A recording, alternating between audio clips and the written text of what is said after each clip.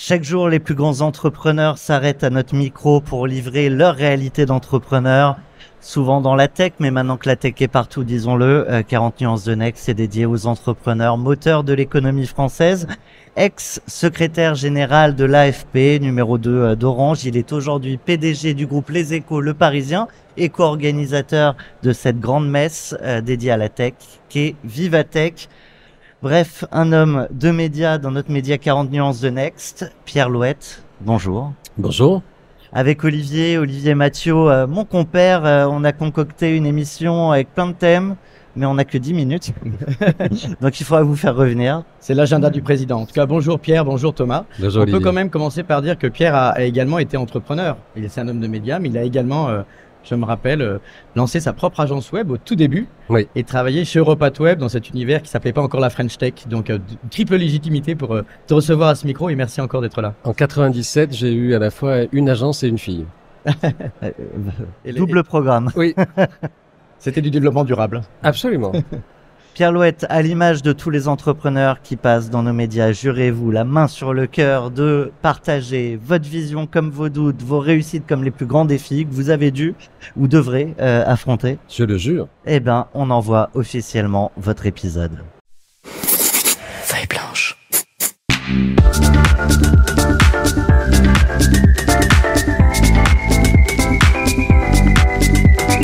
« 40 nuances de Next ». 3 sujets, entrepreneurs des médias, IA et information et Vivatech. Vous voulez commencer par quoi? Bon, on va commencer par Vivatech. On est dans la 9e édition. Et j'allais dire, une fois de plus, je pense qu'on est bien parti pour battre notre record. Avant, on allait à Las Vegas. Maintenant, on vient à Paris. Exactement. Du monde entier. Je l'ai fait moi-même. C'est ça qui me frappe dans cette formule que j'emploie volontiers.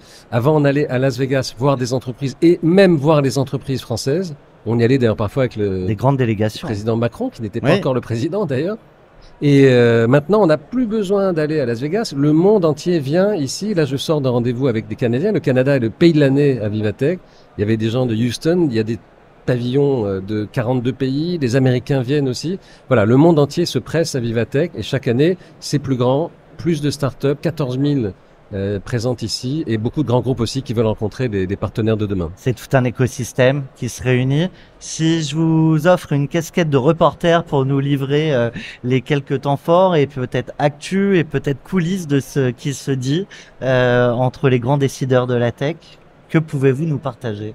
Partager la volonté très clairement exprimée de favoriser, en tout cas pour notre pays, pour l'Europe aussi, parce que les deux choses ne sont pas faciles à séparer, favoriser à la fois la poursuite de la création de cerveaux de la tech, et on en fait pas mal en France, on a la chance, mais on en exporte aussi beaucoup, qui vont aux États-Unis, qui reviennent parfois. Favoriser la montée à l'échelle des entreprises. On sait faire beaucoup de startups. Tout le monde se dit, il faut qu'elles scale, il faut qu'elles grandissent. Ça fait partie des grands projets. Et pour ça, moi, je fais partie de ceux qui disent, il faut plus d'Europe. Il faut pas moins d'Europe, il faut une Europe plus ouverte. Aujourd'hui, il y a un droit de la consommation différent. En Pologne, en Espagne, il y a un droit de la concurrence interprété autrement. Il faudrait que ce soit un marché encore plus intégré. Et là, on aurait cette échelle d'un immense marché unique. Et alors, sans faire de politique par rapport à ce qui se passe outre-Atlantique, côté Trump, etc., quelle carte peut jouer Vivatech justement dans cette nouvelle donne mondiale qui peut-être pourrait être l'occasion de remettre le centre de gravité de l'innovation plus près de chez nous? On est dans un monde multipolaire et donc effectivement on montre qu'il y a là un pôle en Europe d'attractivité, d'attraction, de financement, de tech qui se développe évidemment dans l'IA. On n'en a pas encore dit un mot, mais c'est vraiment le buzzword un peu partout à Vivatech cette année. Donc montrer cette réalité-là, montrer qu'on peut investir à plein d'autres endroits. Et d'ailleurs, beaucoup d'entreprises américaines le font déjà, ça vous le savez tous les deux. Elles viennent de plus en plus souvent ici investir en France, en Allemagne. Ce qui est intéressant, c'est que c'est même plus qu'un buzzword. Aujourd'hui, on voit un certain nombre d'usages qui se déploient. L'usage est là. En fait, il y a 2 ans, on commençait à parler beaucoup d'IA. L'an dernier, c'était très grand. Et maintenant, c'est vraiment prévalent, distribué. Ça ruisselle, ça cascade absolument partout. Tous les thèmes qu'on imaginait jadis à Vivatech, la health tech, la tech mobility, la tech pour l'environnement, tout ça est nourri d'IA. L'IA peut contribuer à régler des problèmes un peu partout. Et à condition aussi, je le dis tout de suite, qu'on soit un peu attentif à l'usage qu'on en fait. Donc il faut un peu de règles d'utilisation, il faut une nouvelle grammaire de ce nouveau langage, et puis aussi à condition de ne pas trop polluer. Qui se joue aussi au niveau européen. C'est européen. L'Europe s'est multipliée en production de textes et de normes depuis quelques années, mais pour la bonne cause. Parfois, on les critique, mais je pense que c'était vraiment plutôt pour la bonne cause. Les Américains en ont aussi. Les Américains ont un système judiciaire qui marche très bien, qui examine aujourd'hui la situation de Google, de Meta, au moment même où nous parlons. On a besoin de ça. Je pense que on en a besoin pour rassurer.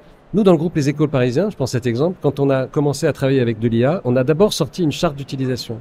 Et les 720 journalistes du groupe savent quelle est la charte, elle est publiée, ils ont contribué à la rédiger. Et donc, on ne sortira jamais un article qui serait entièrement écrit par de l'IA. Et il y a une intervention. Donc ça fait partie de la charte. Ça fait partie de la charte. Et est-ce que du coup, alors là, on a beaucoup parlé de bibliothèque, du coup, on part sur cette partie de ta vie qui est grand patron des médias.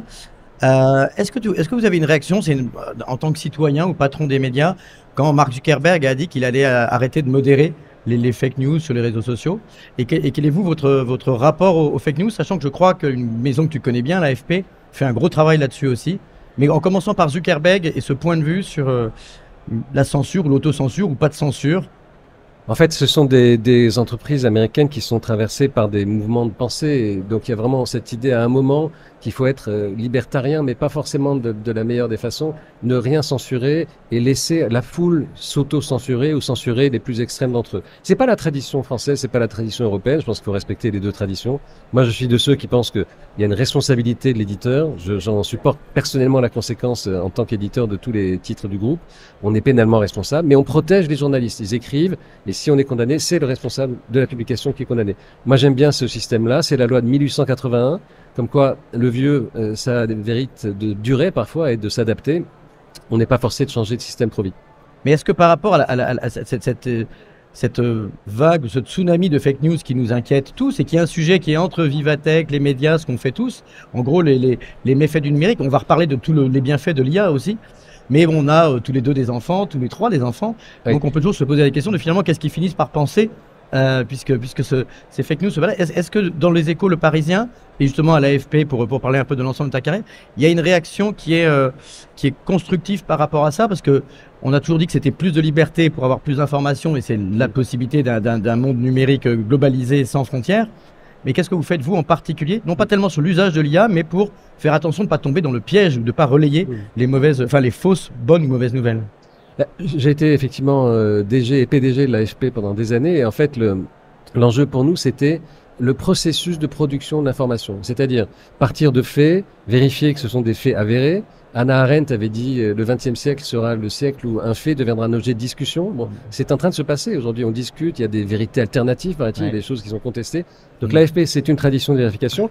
Les Échos, le Parisien aussi, on a plusieurs sources, on vérifie tout plusieurs fois. Et je pense qu'une des réponses, il y a deux réponses en réalité. D'abord, laisser un peu les professionnels produire de l'information. C'est pas complètement idiot. C'est une profession, elle est respectable, elle a ses traditions, elle a ses codes éthiques. Et deuxièmement, former les plus jeunes aux médias, parce qu'au fond, ils vont passer 4, 5, 6 heures, 7 heures par jour devant des médias de toutes formes, et il n'y a pas forcément une heure de formation à l'école. Donc il faut se former à décrypter, analyser et se prémunir contre les fake news. On comprend bien comment des médias comme les vôtres travaillent l'information avant de la sortir, mais aujourd'hui on a une pollution informationnelle sous vos médias, et c'est pas votre faute, c'est beaucoup de bots, souvent générés par IA, dans tous les commentaires, où là aussi se construisent des perceptions. Si vous aviez la solution, j'imagine que tout le monde le ferait, mais j'imagine que vous réfléchissez aussi à cette autre fenêtre dans laquelle on embarque des lecteurs, des internautes, etc. Oui, on essaie d'être présent sur tous les supports, donc là où sont les lecteurs, les mobinautes, les internautes, je sais pas comment il faut les appeler, les citoyens, au fond. On voudrait qu'ils soient des citoyens bien informés. Donc on est présent sur tous ces supports-là. Par exemple, on a constaté que la vidéo est un mode de consommation que les jeunes affectionnent particulièrement. On s'est mis à faire beaucoup de vidéos. Aujourd'hui, le Parisien, c'est 400 millions de vidéos par mois. C'est beaucoup plus que Brut, par exemple, qui est un média fait pour les jeunes. Et donc, on a énormément rajeuni notre... Mais c'est fait avec les codes éthiques du Parisien. Donc, on est présent sur tous les supports. On veille à la vérification. Quand on fait une erreur, ça peut arriver. On s'excuse. On dit là, on s'est trompé. On corrige, mais on le signale. Et on ne laisse pas s'installer des demi-vérités ou des fausses informations, littéralement. Je parlais beaucoup de la bataille dans les commentaires, mais là où il y a un énorme, effectivement. Et alors, toi, Pierre, qui est aussi un grand chef d'entreprise, mais aussi un penseur et un intellectuel, est-ce que tu peux te projeter, nous dire quel est l'avenir des médias? On a parlé de fake news, on parle d'IA, il y a le modèle économique qui a été bousculé, etc. Je sais que tu as réfléchi beaucoup à ça. Tu es à la tête d'un des plus gros navires amiraux de la flotte médiatique européenne. Et si on essayait de se projeter dans quelques années, quel serait le modèle économique, pour le coup, idéal du média? qui produit la bonne information et qui a quand même des revenus. Le modèle économique, au fond, on le connaît et on poursuit une longue transformation, une longue navigation vers lui. C'est une formule que j'emploie fréquemment, mais qui m'amuse assez. Elle est en tout cas euphonique. Elle a le mérite d'être agréable à entendre. On passe de Gutenberg à Zuckerberg. En fait, on passe d'un monde très print, très imprimerie, des cathédrales, des machines énormes dans lesquelles on imprime des journaux. On les garde, on a encore beaucoup de lecteurs sur le papier et on va entièrement vers le numérique. Et dans le numérique, ce qui fonctionne, ce sont deux choses, les abonnements. C'est pour ça qu'on développe beaucoup les abonnements numériques. Le Parisien est passé de 5 000 à 105 000 comme ça en 5 ans. Et donc il y a un bon développement. On partait de peu, mais on l'a fait. Et puis on développe la publicité en ligne. Et là, on rencontre à nouveau des grands acteurs, les fameux GAFAM, contre lesquels il est important de se battre parfois, avec lesquels il est important de collaborer. Aussi, c'est un mélange, c'est un équilibre. Tu sais, la fameuse coopétition, hein, on est en concurrence et aussi en coopération parfois. En tout cas, moi, je continue à penser qu'il ne faut pas, c'est pas bon quand on est d'ailleurs libéral, hein, c'est pas bon de vivre dans un monde dans lequel s'installent des oligopoles. L'oligopole, c'est l'ennemi de la liberté sur le marché, et donc il faut qu'il soit démantelé ou il faut qu'il soit atténué. Et ça peut vous arriver, vous, de prendre, d'aller en justice sur ces questions-là? Il y a eu des procès contre des Apple, contre des Google, on l'a connu avec France Digital, mais est-ce que ça peut vous arriver de montrer un peu les dents? Bien sûr, dès l'époque de l'AFP, j'étais en 2006-2007, j'ai fait déjà des premiers procès en ce sens-là pour faire respecter la propriété intellectuelle. Vous-même, les journalistes du groupe, les journalistes de tous les autres groupes, ils produisent des droits de propriété intellectuelle, ils ont bien envie quand même de pouvoir en bénéficier et que leurs éditeurs en bénéficient. Pierre Louette, je crois que vous devez accueillir le Premier ministre, François Bayrou. On va juste se quitter avec la dernière rubrique et toutes les autres, on aura le plaisir de vous accueillir pour ça. C'est la claque, c'est le moment où tous les entrepreneurs passés sur cette antenne partagent un moment qui est pas évident à vivre. On le fait juste après ça. Wow. Et idéalement riche en enseignements. Alors l'idée c'est de partager sans tabou une petite expérience et après on te libère dont tu es sorti grandi mais qui a pu être un moment difficile dans ta longue carrière qui est plutôt des succès. Non, mais j'ai deux souvenirs. J'ai un souvenir il y a très lointain. On faisait le premier site pour une très grande marque de luxe et c'était du flash. Je sais pas si certains les plus jeunes s'en souviendront pas, mais Olivier et moi peut-être un peu plus. Je m'en rappelle, je fais pas mon âge. Voilà. Et le réseau était pas à la hauteur. Ça fait qu'on avait un truc qui tournait très bien sur nos machines, mais le client avait beaucoup de mal à le voir sur ses machines un peu à distance. Ça, c'était assez décevant. Donc il n'était pas très content. Moyennement content, mais il nous a quand même été fidèle par la suite. Voilà. Donc ça, c'est un souvenir. Il faut pas être, déconnecté des réalités technologiques. Il faut pas se projeter trop fort dans la créativité. Il faut être en harmonie avec les capacités à recevoir. Avec les utilisateurs. Voilà.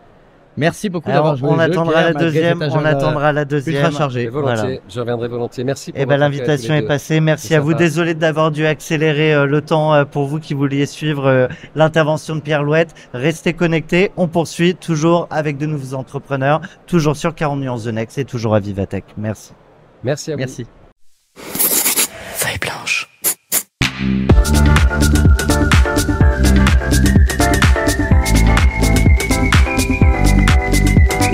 40 nuances de Next.